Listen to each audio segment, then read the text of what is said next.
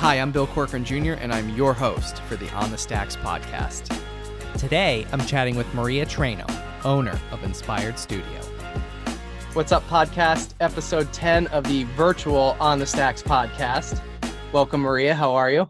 I'm fantastic. I didn't know I was double digits. Yeah, we're on episode 10. It's like crazy even saying that like I'm 10 weeks into this, and I still got people listening. I don't know how, but Congratulations. yeah, thanks. So milestone. Yeah, double digits. Yeah. I'm Congratulations. impressed myself. I am too. You're an inspiration, Bill.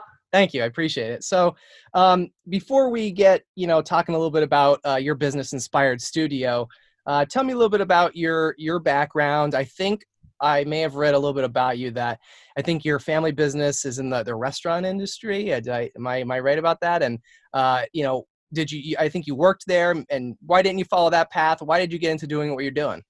So many questions all wrapped up into one. So yeah, I grew up in a family restaurant business, and my dad is third generation. It's an Italian-American restaurant, and it's in a small town, and it is in every fiber of my being. I mean, small businesses in every fiber of my being, hard work ethic, that Italian family structure, all of it. And our lives really were dedicated to the business. And because it was part of our lives, we learned so much. I started peeling vegetables and washing dishes at like 6 years old. And you learn so much just from being in that space, which I'm sure you understand, being in a family business as well. And it's kind of hard to imagine life without that. So I obviously am a creative person, and that was always part of who I was. And so I just loved art. I loved design, and I wanted to find a way to do that and make money, obviously. So I went to school for communication design, and I loved it. And while I was in school, my favorite professor, and she was also my advisor, she looked at me one day and she was like, "Maria, you are so good at branding." Give her a shout out. Who's the professor? Elaine Cunfer. Okay. Calling her out. I love her so much. I hope she finds this someday. She was my favorite. She's like, "Maria, you are so good at brand design, but not maybe so good at advertising." And that little seed, like, she has just like said it in passing, probably in one of my critiques. And that little seed got planted, and I kind of never let it go. So when I graduated from college, I landed in the Scranton area, and the first job I got was at an ad agency. And I thought, this is it. This is amazing. I get to do all the big dreams of the ad agency world, Yep. And I hated it, Bill. I hated it. Why? I hated it so much. The pressure, the stress that it brought out in people, the tension, I don't know, there was just something really negative about it to me. And I never, even in college, I never really got behind the idea to think about Pepsi, right? It always bothered me that they were putting out a product that was very unhealthy for people, but yet how, as an advertiser, could I get behind that and promote something that was unhealthy for people, right? And so it really bothered me, and I couldn't the money wasn't enough. You know what I mean? The idea and the dream of money and commissions and all of that just wasn't enough. It didn't feel good. So I quit after 3 months, and I wanted to go back to school. I was like, I'm going to be an art teacher because I can teach kids. It'll be fun. I could be creative. And I actually started shadowing art teachers. And then I got lucky enough to have a family member who worked at the Scranton Times. And she gave me an opportunity to be an intern after I had graduated, after I had had a real job. And meanwhile, I had worked all through college. I had real jobs at a promotional company, doing screen printing stuff. I had jobs the whole time. So anyway, I was like, whatever, I'll take the internship. And I fell in love with design again. And I fell in love with visual storytelling. And I fell in love with the idea that graphic design could support a message, and that graphic design could make a message whole and complete and capture attention, because, you know, words are boring to look at, but if you create that visual around it, man, you can make an impact. And I fell in love with design again. Fast forward a little bit, I'm still in the Scranton area, and the only like design opportunities at the time for me were ad agencies, and I just didn't love it. So I found a job in 2008 when the market crashed and I thought I was going to get laid off from the Times. I found a job at Hospice of the Sacred Heart, and I loved it. I loved it because it was so meaningful and so powerful, and I could see firsthand the impact it had on so many families, like on such a deep level. What did you do there? And what did I do? I did design for them. Okay. And I also did marketing. So I got to go on the road and go to doctor's offices and nursing homes and senior centers and do bingo and really talk to people. And that's where I learned that selling is not really selling. It's just having a conversation with somebody. And you're not selling for the sake of selling. You're selling to help someone, to communicate something that helps someone. So I really fell in love with that. But then again, as time went on, I'm a creative. You can't put me in a box. I don't live in like the same color palette. I don't operate with the same things all the time. I get really, I just don't. So after that, I quit. I just straight up quit because I went through a challenging situation in my personal life in my late 20s. And I thought to myself, I kind of hate everything in my life right now. I hate everything. I had become someone that I didn't love. I did everything I thought I was supposed to do, and I wasn't happy. And the only glimmer that I saw, the only little trickle of light, were my freelance clients. I loved them because even though I was doing little jobs here and there at the time, postcards and, you know, little things, I got a glimpse into the world of entrepreneurs. And I got a glimpse into the world of extremely passionate people, and people who had grit, and people who made shit happen, you know, like kind of against all odds. They were, you know, the scrappy entrepreneurs. And it reminded me of my parents, and it reminded me of my past, and it reminded me that I have a gift that can help those entrepreneurs do what they love, you know, keep the impact going that they started. So that's how it all began. And I decided I didn't want to be seen as a freelancer. I wanted to be seen as a business owner. So I created an LLC, and that's when it all started. I was just gonna say, so is that when Inspired Studio was formed? Yes, that's when it was born. What year was this? 2012. I quit in September. The paperwork was done by like April of 2013. Very cool. So Yeah. so let's talk a little bit about Inspired Studio. What do you do? What do we do at Inspired? So it started out catering to those early in business, scrappy entrepreneurs and nonprofit organizations, believe it or not. I feel like their missions are so strong and they're so passionate. And then as time evolves, I mean, businesses evolve with the business owner. So I really focused on having a short client list and giving them my all. And then it just built from there. I mean, I specialized at the time in graphic design, but then it just escalated from there. It just escalated. So one service got added and then another service. And I don't do things just to say I do them. I don't just say like, oh, we do web design and photography and videography, because I'm not an ad agency. I focus one-on-one on my clients, and whatever they need, I figure out. And I figure it out in a way that keeps branding and brand management and brand strength at the core. So whatever their goals are, it doesn't matter to me if I'm making a commission on selling a TV spot, I'm not going to push that if it's not going to help them reach their goals. And that's what I love about not being an ad agency. Yeah, it sounds like you're really passionate about what you do. And on your LinkedIn, it says you build strong brands through strategic plan, design, and marketing. Yes. I know that's the answer is probably really long-winded, but take me through it a little bit. So I I believe that, well,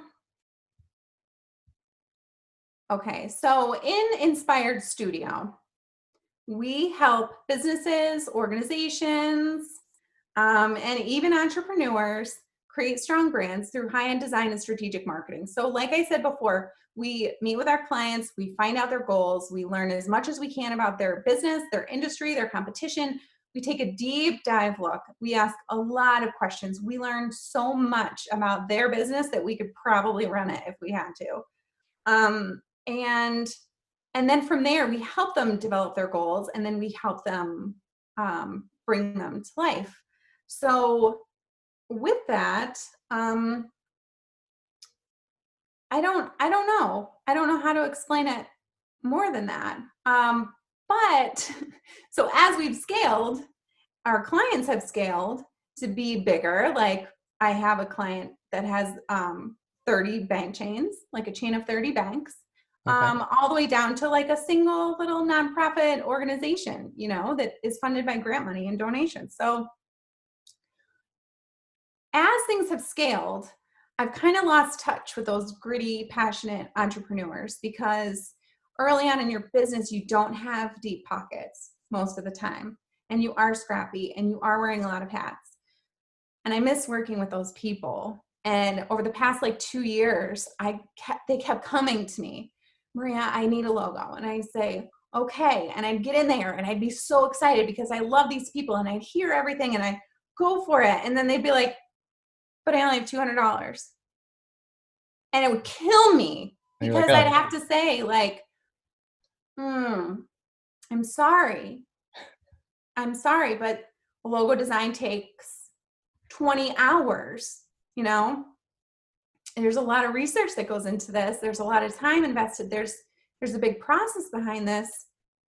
I can't afford to do it for $200. mm-hmm. And they can't afford to hire me for more than $200. So it just didn't work out. And that's okay. That's okay. But for me in my heart, it wasn't. So I wanted to find a way that I could still help these people in a way that they could afford, in a way that I could afford, in a way that just helped everybody. And I decided to teach people the first part of my logo design strategy, which is all the questions. They don't need me to ask them the questions. They just need the questions.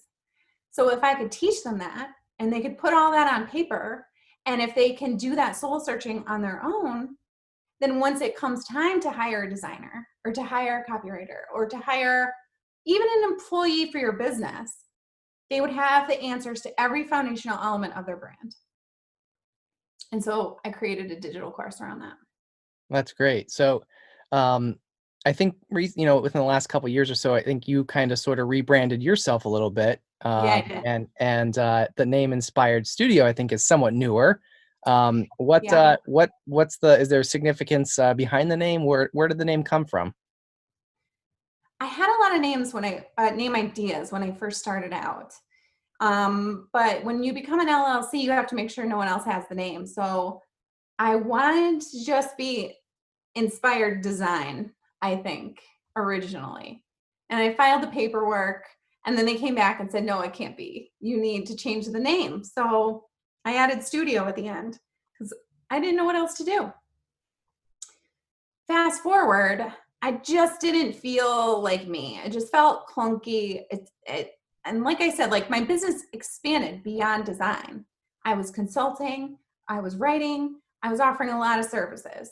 And I thought design really pigeonholes the business and doesn't allow us to shine in the way that we deserve. Also, at the time, I had the idea to hire a full-time employee because we had scaled. And I thought, what's going to really help me empower an employee to get behind the business that I have in mind? So it took a lot of soul searching for me to kind of define my brand and to define my purpose and my mission statement and my vision statement. So I had to go through the same process that I put all my clients through. And so I decided to take design out of the name. I looked and Inspired Studio was available and I thought, I'm going to go for it. And at the time I redesigned our logo too. And that came to me. It was like a vision. I was like in the shower. Like, isn't that where all the good ideas happen? Always, yeah. I was in the shower and I had so many ideas. Like, and this had been bothering me. Like, it's so hard to brand yourself. So I was thinking about it and I'm like, it just kept coming back to me, but I never actually did it. It just kept coming back to me. What if you stacked all the letters on top of each other? What shape would it make? And I'm like, no, that's such a dumb idea. And then like it just kept resurfacing in my mind. And I'm like, you know what? The only way I'm gonna stop thinking about this is if I do it. So I got an Illustrator and I drew like just basic lines. And I'm like, INSPIRED. And I stacked them up. I'm like, it's simple, it's multifaceted, it is strong, it's different, it means something. It's attractive to men and women because a lot of my clients they're both. It's really 50-50. And I thought, this is really cool. I like it. So that's what I went with, that square shape.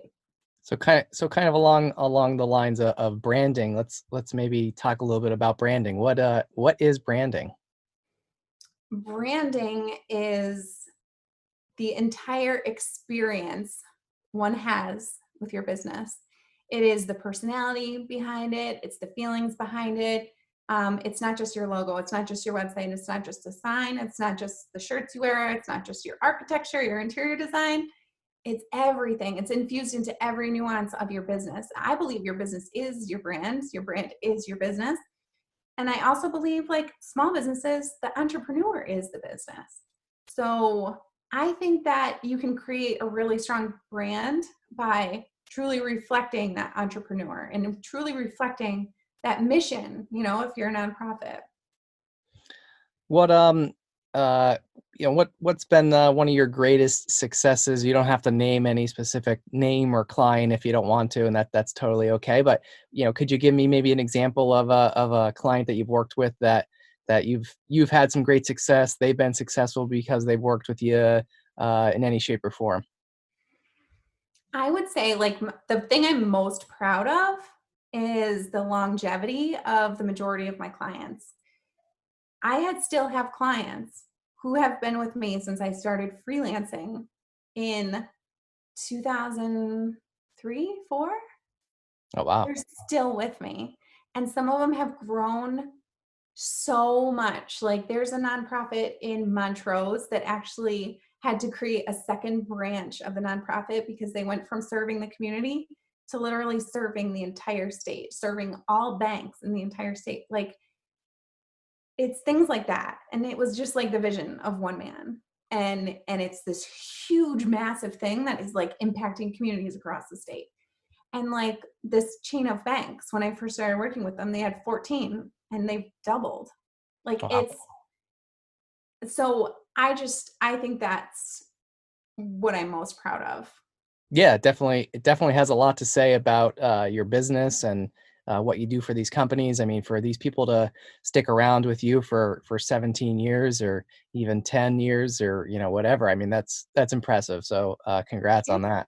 Thank you. Thank you. It means a lot to me. They mean a lot to me. Definitely. Yeah. One other thing you mentioned before we connected on the podcast is this something else that you've started, betterbrand.biz. Mm-hmm. What is that? That's where you can learn about my digital course. What's the digital course? I think you mentioned it earlier. Yeah. I didn't want to So ask right then, so I want to touch on it a little bit now. no, that's okay. So this is the course that I created for anyone really, but I think people like makers and creators, hairdressers and contractors, the people who started their business because they have a talent and they have a gift and they have something to share with the world and they just want to do more of it. But maybe they don't love marketing themselves because they don't know how, or because it's hard, or because it's time consuming, or because it's confusing. So, like I said, I want to help those people create the foundational elements of a very strong brand. And that's what this course is about. There's 5 lessons, and also a welcome video and an example video, but it's all video based. And then there's a lot of worksheets that go into it. So the first lesson is about uncovering your why and defining your purpose. The second one is carving out your own little niche in the marketplace and defining that.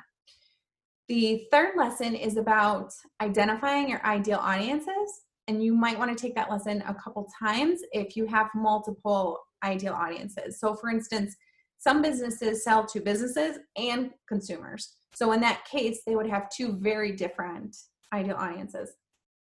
And then in the fourth lesson, we talk about emotions. And what I mean by that is the business's personality is one half of that, but then also how they want their customers to feel when they interact with their brand. So they define that. And then in the final lesson, we take all that information and we create a unique selling proposition, because I believe that right there is the foundation of a strong brand. From that USP springboard, there comes marketing messaging, design visuals, marketing strategy, copywriting, so many things come. Oh, employee, like any internal benefits. It all springs from that unique selling proposition. So I help companies define that. Does it come with a $200 logo design? No. No. Kidding. But for your viewers, I can create a coupon code or something and get them some kind of discount or bonus. We can come up with a plan for that. Yeah. So what does someone need to do? I mean, could someone just go to betterbrand.biz and request more information, sign up? Like, are you limiting it? Like, what's the deal here? I actually was going to close the cart today, but I changed my mind. We are in a quarantine, and a lot of people's funds have stopped coming in. And, I created this to help people. I don't want to shut people out. So I'm going to give it a little bit of time and just go with the flow. Sometimes that's the best strategy, right? Go with the flow. Yeah. Why not? You never know what could happen. Yeah. So I'm just rolling with it, but we do have some people who enrolled, and there's a private Facebook group that goes with it. And I'm going to be there doing live trainings on each of the lessons so that people could jump in live, ask the questions that they have. And I'm hoping just to be there right along the whole way and help people get through it. Is that the Facebook group I'm part of? No, there's a private one when you purchase the course. Oh, yeah, okay. Private. Well, I have to compliment you on the group that I'm part of. You post some videos on there. I think some are live maybe and some aren't. Yeah. But either way, I gotta give you props for putting that content out there, because for a lot of people, not a lot of people can do that, and especially doing something live. I've never gone live. It was a big step for me. And like, I'm an extrovert, and this quarantine is bringing out weird things in me. So yeah. I never would have done that. I never would have probably forced myself to do it. But you know what? I believe in this. And also, like, I have to walk the walk. I have been giving my clients advice to go on live, be on Facebook. Consistency is everything. You need to create custom content. You need to shine your light. What, did someone call you out? Yes. Yes. One of my clients took my advice, and he's killing it on Facebook Lives. Killing it. His social media has blown up. That's awesome. It's awesome. And then I was like, you know what? And he said to me once, he's like, Maria, it's your turn. And I'm like, no, I'm not ready. But then I was like, you know what? I just have to do it. I just have to. That's great. No, how else can I tell people to do something if I don't do it myself? Yeah, exactly. We talked about this a little before we started, but so I got to ask, was it who gave you the nickname Inspired Maria? Oh, we're gonna give a plug to Jenny Hetro. Was it? Okay. Yeah, Jenny Hetro gave me the name Inspired Maria. We had a funny way of meeting, but we did, and we clicked right off the bat. And she became a client when she was a marketing director, and I stayed with that company for about 3 years. I actually still work with the company, and then she left and went on her own and works part-time now, but we're friends. And now I have her on my payroll sometimes. And it's really great. We can collaborate in a different way.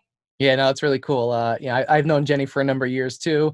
And, like I said, every time, her and I catch up every now and again, and you come up in conversation, she just refers to you as Inspired Maria. And, Yeah. before I didn't even have to ask who she meant. I just knew it was you. Yeah. Yeah. So I That's figured me. I wasn't sure if it was actually her that came up with it, but I'm glad I asked the question. So she got a little shout out here. Well, it's funny because I did name my business Inspired because I'm just so inspired by people, right? Like without my clients, I'm nothing. Yeah. Without them, I'm literally nothing. So Yeah. that's kind of how I feel. Like my identity is helping people and helping them shine. And but sometimes, like somewhere, somehow along the way, I realized I had it within me to inspire other people. And it's never really been something that felt comfortable or felt like real, because I've always kind of been behind the scenes. But now I'm trying to embrace that, and I think a little bit of that has to do with Jenny Yeah. believing in No. me. Yeah. And like I said, back to you and posting those live videos and posting that content on on Facebook. I mean, it really, you may not realize it, because probably not a lot of people speak up about it, but I think a lot of people probably are inspired by it. And like I said, I give you kudos and props for doing it, because like I said, I mean, like even me, I gotta admit, like I don't think I've ever gone live, and I don't know, I don't know if I could do Yeah. it. So I props to tried you. it and I was scared, and then I was like, you know what? I'm made for this. Yeah, no, it's great. So But keep putting out the content. I'm gonna try. It's hard. It's hard. So back to branding a little bit. I think you probably know I'm going to ask you this next question, but what advice could you give me on branding, my personal brand and or the On the Stacks brand? I would say just consistency. I mean, infuse yourself into every piece of it and kind of amplify the nuances, because there's only one you. There's only one you. There's only one you that cares about what you're talking about. There's only one you that has the life experience that you have. There's only one you that has the business experience that you have, the personal connections that you have, all of it, all of it. There's only one you, and there only ever will be one you. And So no one can impersonate these stacks. I mean, no, I mean, many can try. yeah, good Many luck. can, many can clone in face or in Photoshop, but Yeah. can never duplicate. But seriously, I think take a hard look at yourself and figure out who is Bill Corcoran Jr. And then just amplify that and infuse it into every nuance with confidence, with consistency. And it's okay if you change over time, because people do. It's okay if you shift and pivot and move and elevate, because we're all here to Hmm. elevate. So that's something else that I really want to talk about. And I didn't even know I wanted to talk about it, but I want to talk about it right now, Go because ahead. this is something I struggle with and struggled with it my whole life. Perfectionism. Perfectionism. Okay. So as a designer for someone else, I am OCD to the extreme. When I put something out, I want to make sure it is perfect, because that's what they're paying for. They're paying for perfection, as perfect as I can physically, humanly do. But when it comes to creating for yourself, there is no perfect. You'll never reach perfect. There's no best, right? There's only like 70% is good enough. So my advice to people is, when you're creating your website, or when you're creating your logo, or when you're creating anything, like get it to 70% and launch that shit. Because if you wait for perfect, you'll never do it. If you wait to Right. feel comfortable, you'll never do it. If you wait for someone to tell you to do it, you'll never do it. So that's my advice. F perfectionism. Unless you're doing something for somebody else, then better make sure it's damn perfect. But if you're doing something for yourself, then just roll with 70%. Done is better than perfect. Yeah. No, I totally agree with you. And this whole On the Stacks thing, like I don't even think, I wasn't even really the one who even came up with the name. It was like all these people that originally, I don't know if you even know the story, but like how this whole thing started. And back when people started asking me like, can I come sit on the stacks? And I'm like, what are you talking about? Like, people were messaging me. This was like a year and a half ago at this point. And people started using the word stacks, which, by the way, like, they're just pallets of paper. Like, never in my life in the printing business have we called, the pallets of paper stacks. And it wasn't until this whole thing started before the podcast that people started saying like, can I come jump on the stacks? And then the word on the stacks just came out. So like, I can't even really take credit for the name. It was a couple different people that, all Yeah. kind of started using that name, and I just Keep went with it, and going just started with it. putting content out, and stopped really caring about what people thought. And Yeah. I was kind of also one who, like, I didn't really want to put out content unless I thought it was like really, really good or really perfect or not flawless. But I just said, whatever, people like it and people want to be part of it, and people are saying like, can I do it? So I'm like, yeah, sure, whatever. And that's it. And now we're here on the podcast, 10 episodes in. 10 in. Double 10. digits. I'm super bummed I can't go sit on them. Well, when this whole social distancing thing is up, you'll have to come in. I'm Well, sure you've probably seen pictures of the studio that I've created. Like, I've literally created like a legit studio. And I have an awesome table that was gifted to me by Charlie Consagra. So shout out to Charlie for making me this table. He refused to take a penny from me, which is like totally cool. I was just looking for a secondhand table, and he hooked me up with an awesome table that I needed. And Jim Broda, who was, I think, episode 3, who owns a Rebenax appliance in Kingston, he gifted me a mini fridge, which is like perfect because it's like filled with beer for my guests. So it's that's like, awesome. you got to come visit once this whole thing's up, for sure. Yeah, definitely. I'll bring the Yeah. beer. Okay. What are you bringing? Oh God. You know what I love? What? My husband laughs every time. Bud Heavy. Really? Yeah. All right. Well, hey, whatever. I'm bringing Budweiser. That's fine. It'll get drank. I am not We don't bougie. discriminate. I am not bougie. That's all right. But I think that just goes to show that, like, if you shine your light truthfully, like, you're going to impact people and you're going to give them permission, silent permission to do the same. And Yeah. isn't that what we're all here to do? Just like Exactly. be better, do better, shine our light, like elevate. Like, this is what we're here to do. And I think by hiding behind perfection, by hiding behind You're maybe a brand that isn't truthful to you, you're doing people a disservice. Yeah, you're selling yourself short. You really are. You're kind of like stealing from some other people. You're stealing what they should have, because you're made to do great things. So yeah, don't live small. Yeah, definitely. That's hard advice to take. Yeah. Well, I'm really looking forward to those Bud Heavies in the studio sometime soon. But I think we've only got a few minutes left here. Time really flew by here. But before we wrap it up, I mean, how can someone listening right now? How can someone learn more about you? Website, social media. How can someone get in touch with you? Yeah, so if they're interested in learning more about Inspired Studio, that's inspiredstudio.biz. You can email me at maria@inspiredstudio.biz. We are on Instagram, Facebook, and LinkedIn.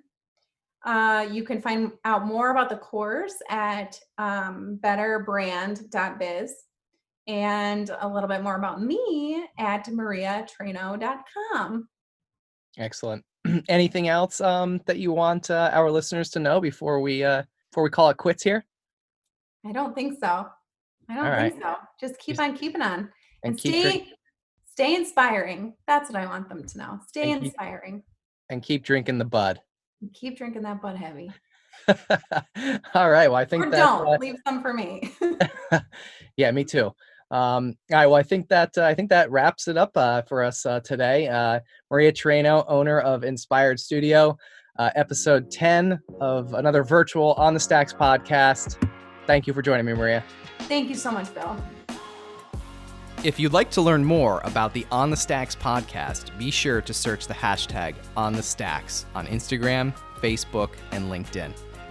If you enjoyed this podcast, please subscribe and leave a review. We'll catch you next time on The Stacks.